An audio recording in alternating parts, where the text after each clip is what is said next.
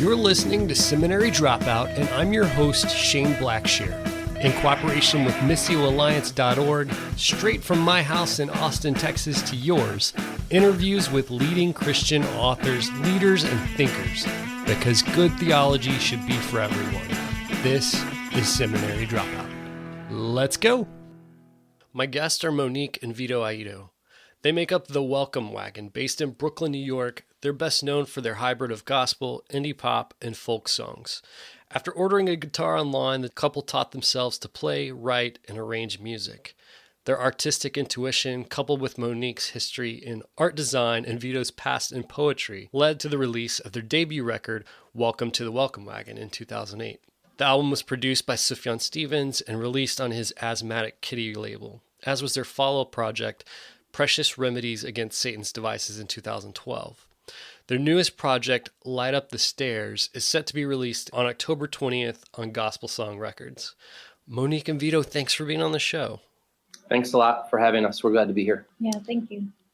So I mentioned in the introduction that you're based in Brooklyn now, but I don't think either of you are from there. Yeah, that's right. Monique has lived in New York for about 25 years, and I sort of, in a roundabout way, followed her out around 20 years ago. So, no, we're both from Michigan. We're both from rural Michigan. And so in some ways, yeah, we're transplants. And on the other hand, too, we both lived here our whole adult lives. And it feels like his home as much as anything, I think, at this point. Did you guys meet in Michigan?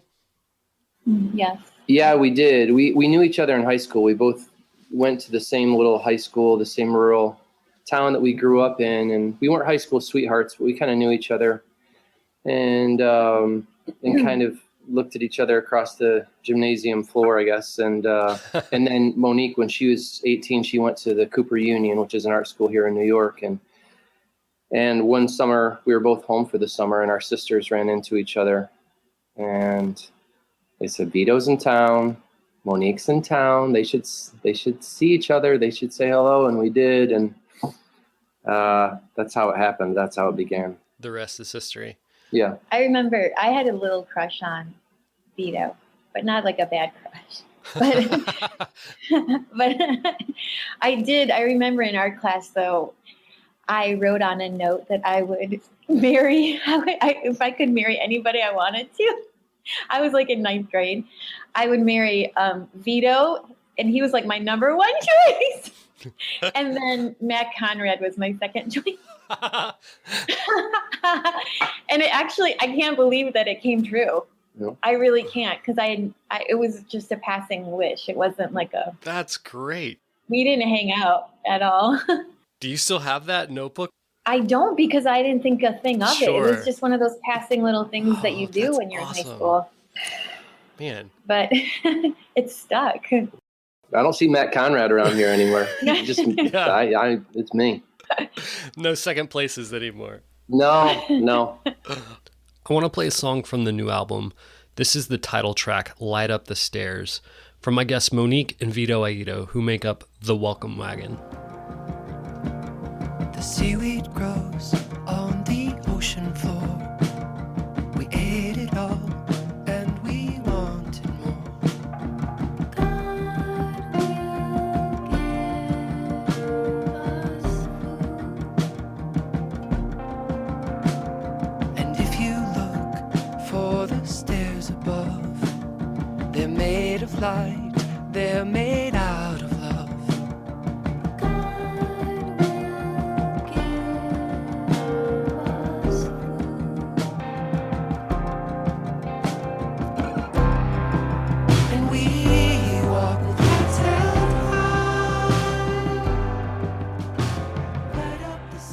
I read somewhere or heard somewhere that, at least Vito, you didn't grow up in church. Was that the same for you, Monique?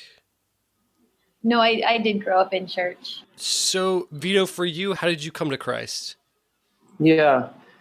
I was baptized when I was a baby. I actually found out not that many years ago that I was baptized twice as a baby. My mom was Roman Catholic, and she and my dad got together. My mom had me when she was very young, and at that point in time, the local Catholic church wouldn't baptize me because my parents didn't get married in the church and they weren't going to be part of the church, and they were just doing their own thing. And so my mom was pretty frightened about what would happen to me if I died as an infant. So she and my Uncle Mike baptized me in the sink with, like when I was 3 or 4 weeks old. If you look in the front of any Catholic missal, it says something to the effect of, if you need to perform emergency baptism, here's how you do it. And I guess for my mom, the emergency was that she was married to my dad, which was a kind of an emergency. And then so she baptized me, but then they baptized me later in a Presbyterian church that we went to every once in a while, and we sort of were connected to it on and off here and there.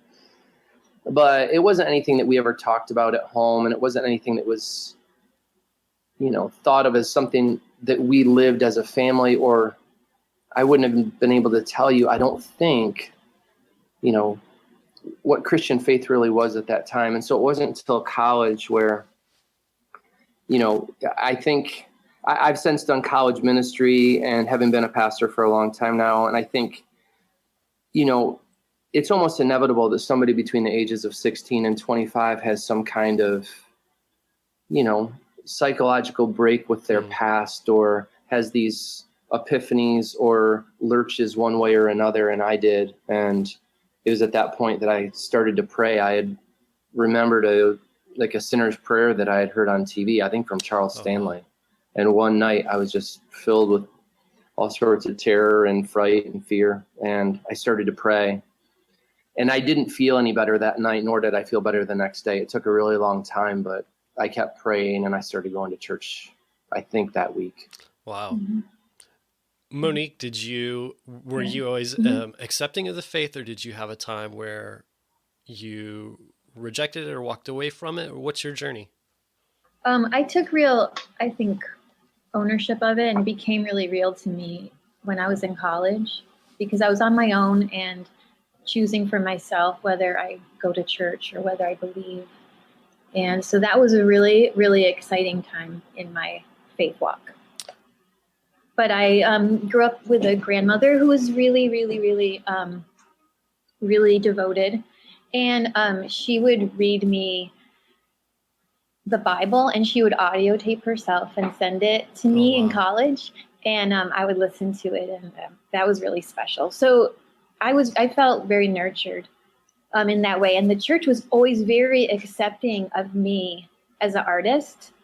And my mother was very supportive of me. The pastor had me get up and talk about my artwork in church one Sunday. And I was just in high school. It was amazing. It was really, really amazing. I think we both, Vito and I, had pretty passionate parents. And really caring, and pretty devoted, passionate parents in general that cared for us. Yeah, and they were kind of outrageous, kind of eccentric as well. That didn't hurt. Yeah. I'm curious about the kind of music that you were exposed to growing up. I liked Simon and Garfunkel's Bookends was my favorite album. That was my all-time favorite. And my mom is a choir teacher and still is, and so she had those choirs where you did dancing and singing at the same time. And so I was always admiring all of her students, and I would sing their songs, and we were singing show tunes in my home constantly. My sister and I would put on shows, and so that's a lot of show tunes and bookends. For me, I inherited my mom and dad's vinyl collection. I had a record player pretty early on, and they had the kind of stock record collection that I think a lot of Americans probably had in the 60s and 70s. It was a lot of Beatles, and it was a lot of sort of, and then edging on into the 70s, like the Eagles and Steve Miller Band, and sort of a lot of classic rock, but then going back a little bit, I listened to the Beatles a ton. I was sort of fanatical about the Beatles from a very early age. And so the other thing that I listened to a ton was they had the double vinyl of Jesus Christ Superstar, that Andrew Lloyd Webber rock opera or whatever it was. And when I became a Christian later, I knew the whole Passion Week story. I knew it all because I had that whole record memorized. And I don't know, I still sort of like that. I mean, it's weird. It's a weird record, and it's a lot of weird songs, but some of them kind of hold up. I think it's the first song that I ever. What is it that one of those songs is in 5? Try not to turn on 2, 3, 4, 5, 1. Yeah. I read somewhere that in the beginning, that music was very much just like kind of a hobby to both of you. Yeah. And even then when you were recording, you were just kind of doing it in your own time when you took time off from pastoring. And Monique, I think you're a teacher. So when you were off from teaching, and then the elders in your church decided to specifically give you time to make music. That's kind of correct. It's the elders of our church have sort of commissioned us or set aside a time for us to do this, but it wasn't so much their leading. It was more, in some ways, it was both me going to them and us and them coming to us saying, this is something we think is edifying for the church. It's something by which we make some small amount of money. And that it was something that we could, that it was something that God was doing in our life. And so that they wanted to honor that, I think. Really early on, we didn't think about it. I don't think we thought about it vocationally really at all in any sense, vocationally in terms of that it would gain us any income, nor vocationally that we thought it was a calling any more than it was a calling early on because we got to do it with friends, and we had a couple of friends that we played with and for, and that was important to us. But it barely occurred to us that we were a band until the first record was out. I mean, it sort of happened in such a way that it wasn't something that we planned on doing. It really wasn't. I mean, I get the feeling that sometimes when people say that, they really did plan on doing it in a way. I mean, I know that's a little bit suspicious, but when you hear people say, I had no idea this was going to happen, but we really had no idea this was going to happen. And, I was holding a record in our hand with our faces on the front, still thinking, wait, what, how did this happen? I made these songs up a couple of months ago. I don't know how this is happening. Yeah. And a big part of that was Sufjan taking us into his world. And all of a sudden, boom, we had our own record. That was really stunning that he produced. So that's a big part of your story. It can't hurt that one of your friends was one of the most popular musicians in the world. Yeah. Or I don't know if he was at the time. I mean, well, he wasn't at the time, but he was still who he is, which is somebody who's just profoundly gifted and talented. I've never met anybody like him, and I don't know. I mean, I haven't seen a lot of musicians work, and I haven't worked with a lot, but I've worked with a pretty good handful at this point. But even before, Asthmatic Kitty was just him and Lowell, and printing up 1,000 CDs, and so it never occurred to us or that we thought it was going to be as big as it was. But even before he was very famous or popular, or even before any of those things had happened, it was abundantly clear that this was somebody who was helping our music to become something far bigger than it would have been in just about every single way. I mean, he was helping us to develop and giving our music a sort of context that it would never have had. And that also, it also taught us a lot. I feel like it was not only a huge, huge gift to have him pull us onto his ship and get to go with him, but I also got to learn from him about songwriting and arranging and hearing and playing his stuff over the years. Not only the stuff that we did, but I played in his band for a number of years, and playing his songs over and over and listening to his work and listening to what he did to ours. It was, an education that I didn't anticipate would ever happen, but I really can't imagine anybody getting a better musical education than what we got, like the first 5 years that we were a band and making a Christmas record with him and playing with him. I mean, I think every interview I've read or listened to from you, the Sufjan connection comes up, and it's a really notable thing. Mm-hmm. His music has meant so much to, people around our age. I think, I remember, I think Pace Magazine ranked Illinois as like the best album of the last decade. That's no small thing. Yeah. And I know you knew him when he was really just more about writing music, I think, than performing. Mm-hmm. And I know he's a Brooklyn guy. I guess proximity had something to do with you knowing each other. Yeah. Yeah. We had friends in common. I mean, we met him, I think in 1999, I think it might've been late 98, but it was sometime around then. And I didn't know he was a musician really until after a year or two after we met him. I mean, maybe not that long, but it wasn't the first thing that we knew about him. He was doing an MFA when we first met him in creative writing.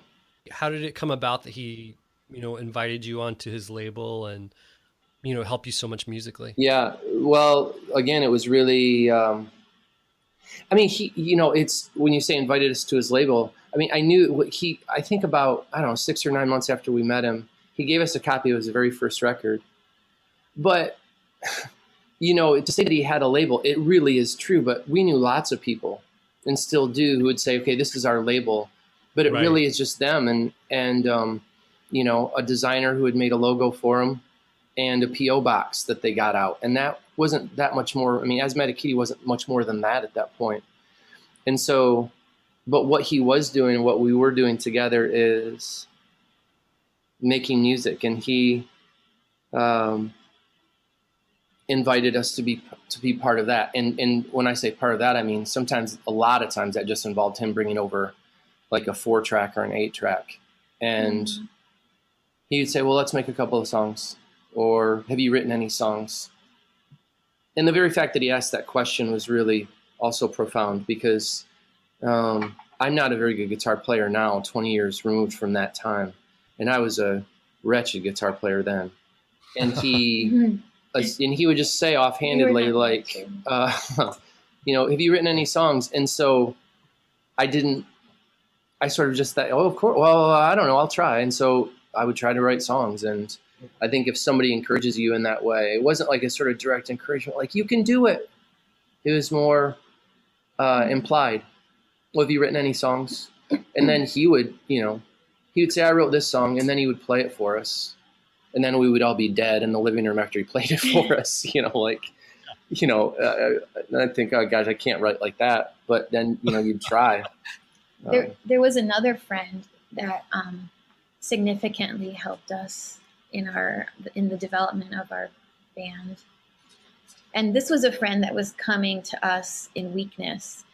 He had something traumatic happen in his life, and he would come and go to church with us on Sundays, and then we would go back to our apartment, and we didn't have a lot of money, so we would always eat London broil, which is like a very cheap meat. It's the worst cut of steak. It's like you're pretending that you have steak, and it is sort of steak, but it's like shoe leather. It's really bad. If you ever go online, it's like, if you're going to have this cut of meat, cut it against the grain this way. And, you have to do like 7 things to it so that you can chew it. I'm still chewing parts of some of the ones we had with that guy 20 years ago. Vito's a great cook though. So he did magic with it. But so our friend would come every Sunday and we'd eat together, and he would cry. And then he would say, would you just play me that song again, please? Would you just play me that song? And so that was like the first song that Vito wrote, and we would play it for him every Sunday for months. And in that friend asking us, we kind of became who we are, and he did it out of weakness. So we've had so many friends help us in so many ways.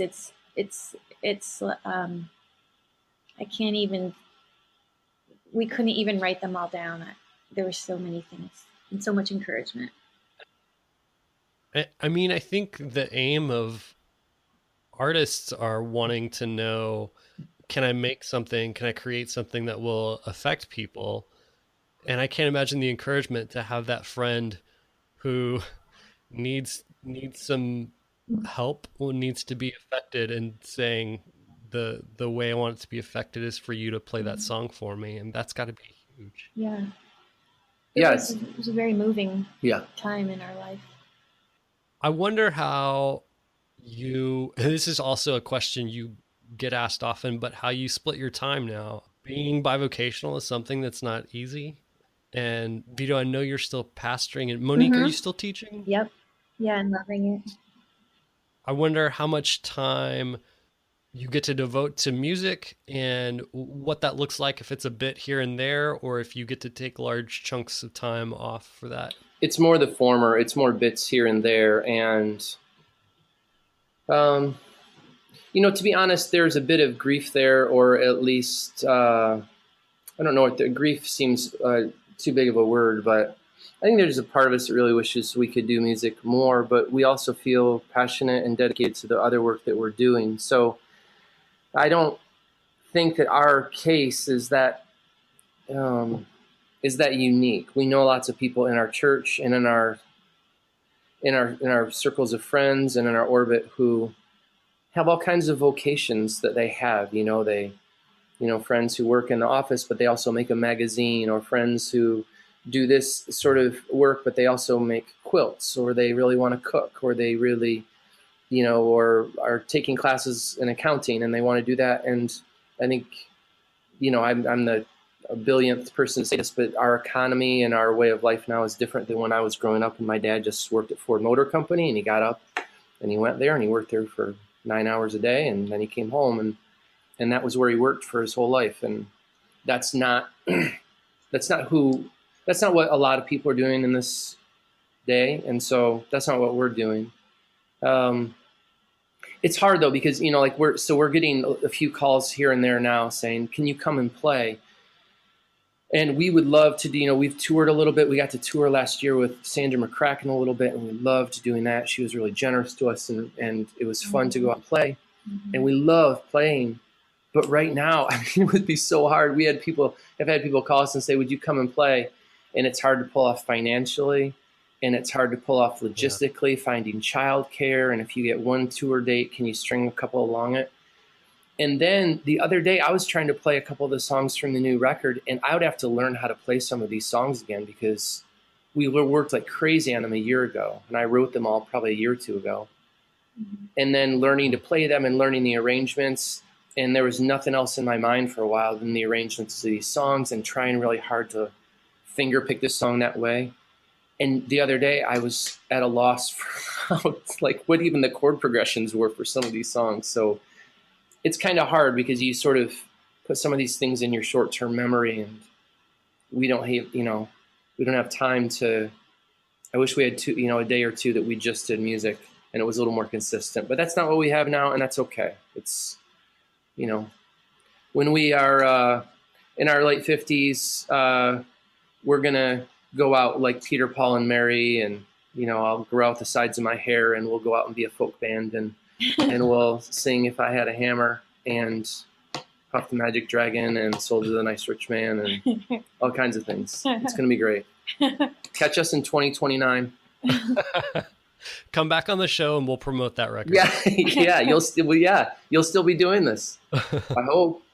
Well, the thing you're talking about, it is so, kind of our generation, people in our age who have the thing that pays the bills, and then the thing that they're really passionate about. And that's not to say, I hope you're passionate about pastoring as well, Vito. Yeah. But I also wonder, our vocations, for better or worse, are something that we really find a lot of identity in. And I wonder if both of you, either of you, had a moment where you kind of realized, maybe in the moment you realized that you were a band, where you kind of realized, oh, I guess I'm a musician now. I still feel awkward, or I feel a little weird even saying that.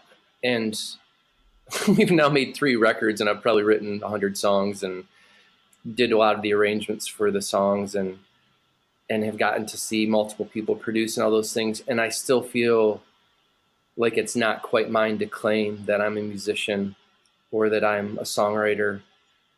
And I don't know, that's probably for 1,000 reasons, both good and bad. But I don't know, it's sort of I think it's a vocation that we rediscover each time that it happens, so that we get invited to come play at some bar or some church, and you stand up there and you have the guts to do it, and you muster the courage to sing and look people in the eye and hope that they'll look back at you and not laugh, or hope that somehow there's a connection that you're establishing. And sometimes there is, and sometimes they laugh, and sometimes they should have laughed. I mean, we've played some really bad shows, like really, really bad shows. But we've also played some shows where it felt like something great happened, or you meet somebody and they say, you know, this song has meant a lot to us, or this song got me through this time, or, you know, some camp. I don't even know where it is in Texas, some youth camp. One of the songs from our first record called But For You Who Fear My Name, that's their theme song now at this camp. And somebody played me this recording of thousands of kids singing this song, or somebody told me that somebody walked down the aisle to Up on a Mountain, which is a record out, song off their first, and it was like in their wedding. Like, it's okay, all right, it's startling. All right. You know, it's funny you asked that question, because right now I'm trying to, without any caveat, say I'm a musician, and just without judgment, I'm trying to practice doing that, because I'm trying to say to myself, like no matter how many skills I've acquired, that Vito and I have really been musicians. And that's funny. I've been trying to just own it a little more. And yeah, because we are. see how she said that? Like it's the up like inflection. We are. We are, right? Like we are. This podcast called us up and said they wanted to talk to us. Do we have a record coming out? Yeah. Do you write these songs? I know. Like you're faking it a little bit. I mean, I mean, and you know, again, everybody talks about imposter syndrome, and we've got strains of it for sure. Yeah. But we had one good thing for us is that, you know, the Psalms and being a Christian is like we come from the church, and everybody in the church, we sing and we worship. It's type of worship. So it's we can own that as well, you know, that we are like worshipers and musicians.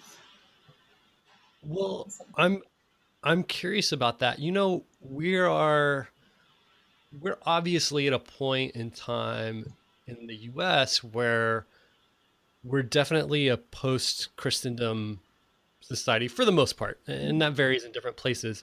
But definitely in Williamsburg, Brooklyn, we're past a time when someone says something, and just because it's said behind a pulpit in a sermon, that people will receive it. But there's more flexibility in listening to a song or poetry. And I wonder if that's something that you think about a lot. I don't know if I think about it, what the right word would be, explicitly or consciously. I love music, and music has been so important in my life.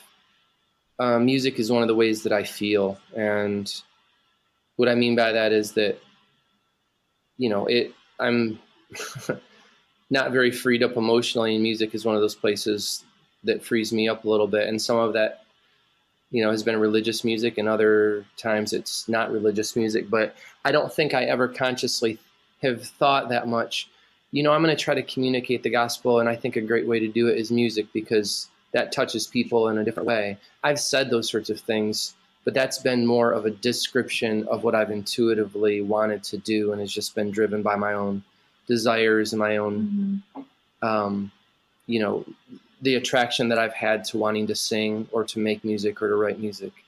So I don't think that any of that or much of my life at all has been by a conscious design of saying, you know, if we if we do it through music and if we do it in this style, then maybe more people will be open to it. I actually think that that's probably true, but I don't think that's my business. I'll just, I want to do this because I love doing it and because I think I'm good at it. That's what Flannery O'Connor said she wrote because she thought she was good at it. And so on the one hand, I'm really self-conscious and feel like an imposter. And on the other hand, I think that I've been given gifts to do that. Sometimes I think I'm good at it. And so I've been driven and we've been driven to make music because we want to sing to each other and because we want to sing to God and because we've had people say, will you play that song for us, either intimately or across, to other people that we may not have ever met in person, but who have said by buying music or by supporting it in some way, we like this and we think this is worth our time and our support. And it feels great. I mean, we did this Kickstarter and it was actually nerve-wracking a little bit. And are we going to raise enough to make this record? And the flip side of that, though, was great messages that we got that said, man, we want you to do this. We need you to do this. We're on your side. We're rooting for you. People sending in money for no rewards, sending in money and saying, here's some money. We don't want the t-shirt. We don't want anything. We just want to be, your friends and we want to be your supporters because we like what you're doing. And that's great. But your original question is, in Williamsburg or anywhere else, is music. Yeah. I think that's obvious, but I don't think we did it out of design. It wasn't sort of thinking, here's the subterranean, secretive way we can communicate the gospel.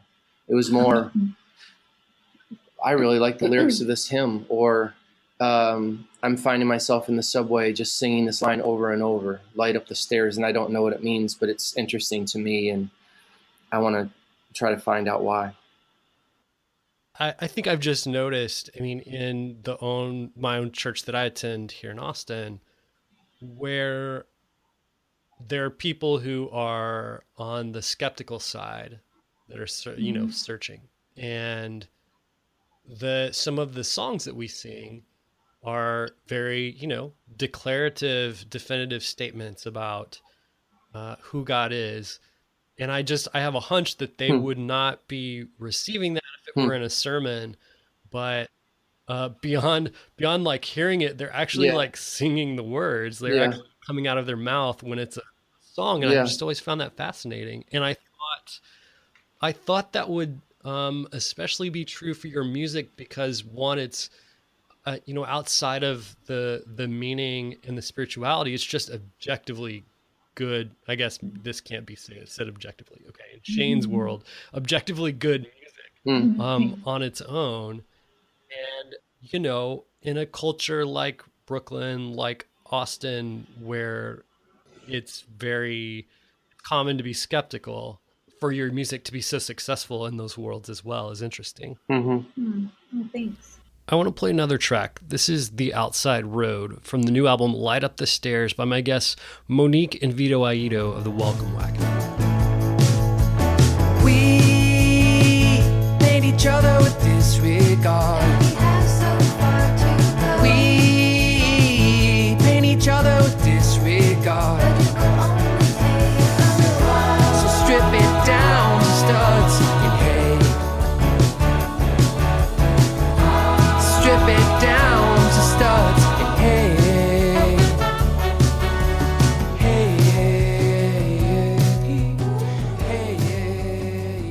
I kind of discovered your music because the music pastor at my church was playing your songs in our worship.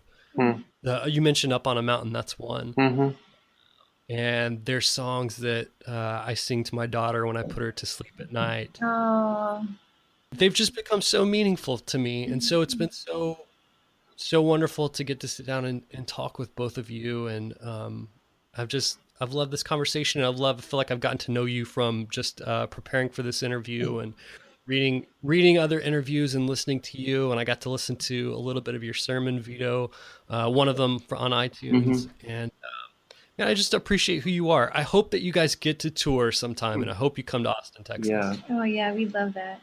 Thanks for saying that. That's thank you so much. a great gift to tell us that and to to know that the work we've done affects a person like that, or affects, is in any way a part of somebody's life, is a really great gift. So thanks for telling us that. And I hope, have we played in Austin?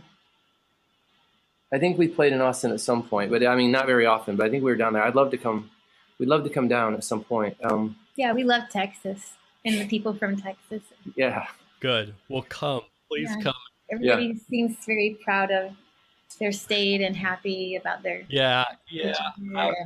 and I like that. I like that feeling. Yeah, I do too. I like that. Monique and Vito, thank you so much for being on the show. The new album, I haven't talked about it enough, I don't think, but the new album, Light Up the Stairs, it's so wonderful. I love all of the tracks. I think Galatians 2:20 is probably my favorite. Monique, you do the heavy lifting on the vocals on that track. Yeah. So wonderful. I love it. I'm so excited for the album to be out there. Oh, thank you. We're really grateful too. I have been crucified with Christ.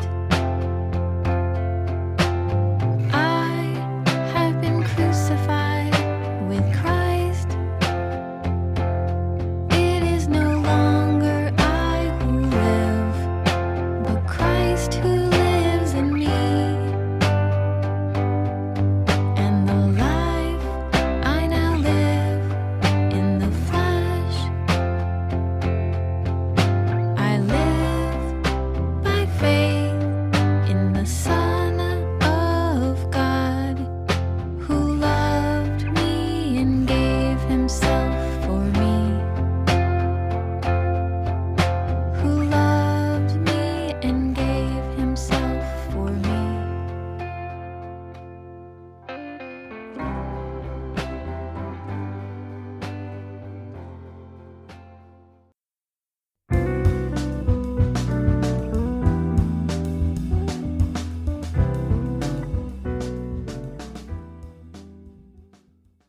Thanks for joining me for another episode of Seminary Dropout. Remember, you can find all the show notes for this show and all shows at shaneblackshear.com. Oh, and hey, have you ever thought about starting your very own podcast? I bet you have. And I think you should do it. In fact, I've created a course just for you to teach you everything that I've learned over the last couple of years producing Seminary Dropout. So if you're interested in podcasting and want to learn how, go check out my course. You can go there by typing in podcastingforeveryone.org. And you can get a special discount by typing in the discount code Seminary Dropout, all one word. That'll give you 25% off. So go check it out. If you have any questions, let me know. Okay. Thanks to those that left ratings and reviews on iTunes this week. Remember, that keeps the show front and center. Also, remember, you can find me on Twitter at @beardonabike. That's @beardonabike. Also, I'm on Facebook, facebook.com/ShaneBlackshear123. And remember that Seminary Dropout is listener supported. You can visit supportseminarydropout.com and press Become a Patron. Remember, this music you're listening to right now is by D.L. Rossi. You can find him online on iTunes and at dlrossi.com. All right, thanks again for joining me for another episode of Seminary Dropout. Stay tuned for next week's episode. Love you. Take care. I always seem to bring death, but there's still hope for me. This great